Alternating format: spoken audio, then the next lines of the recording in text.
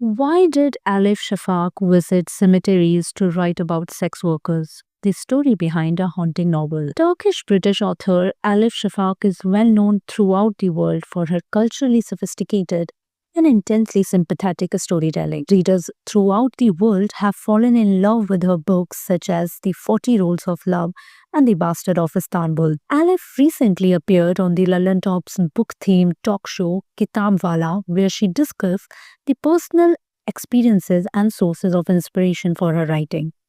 Alif brought up a frightening cemetery outside of Istanbul during the conversation, where the forgotten, unnamed, and desolate are buried. Alif mentioned this specific cemetery that had a significant impact on her book 10 minutes 38 seconds in This Strange World when host Saurabh Dwivedi questioned her about the type of research she conducts before crafting such potent tales. She said, "The novel begins with a sex worker who has already died. Her heart has stopped, but her brain remains active for a few more minutes, around 10 minutes, as some fascinating scientific studies suggest. That scientific insight became the structure of the entire book. But I wanted to especially focus on the cemetery where she is finally buried. It's a real place, not fiction." This graveyard, located on the outskirts of Istanbul, is called the Cemetery of the Nameless in Turkish. It's not unique, but it is deeply symbolic, Alif explained. These people may not have had family in the traditional sense, but that doesn't mean they were alone. Many had friends. This novel is as much about friendship as it is about death. Alice confessed that she had been fascinated by the cemetery for years, visiting it, collecting newspaper clippings, and researching it, she said.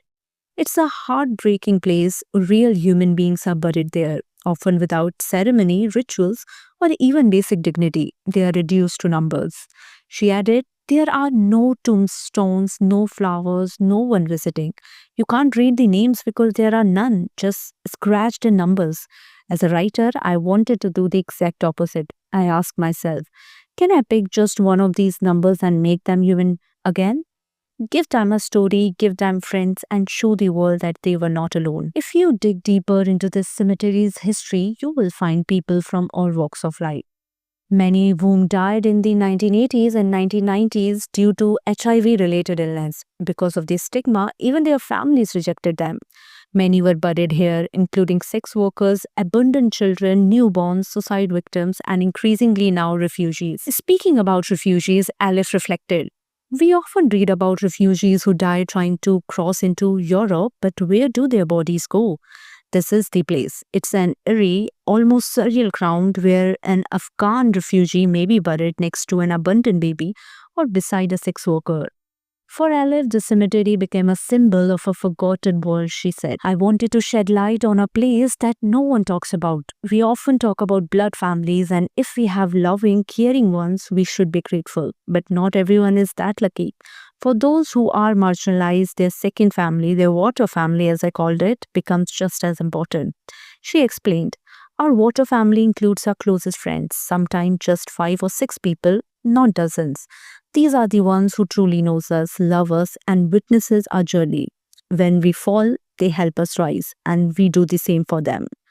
Alif also highlighted how many minorities in countries like Turkey, especially the LGBTQ plus community, are pushed to the margins. From them, this chosen family is everything. Through 10 minutes 38 seconds in This Strange World, Alif Shafak didn't just write about death.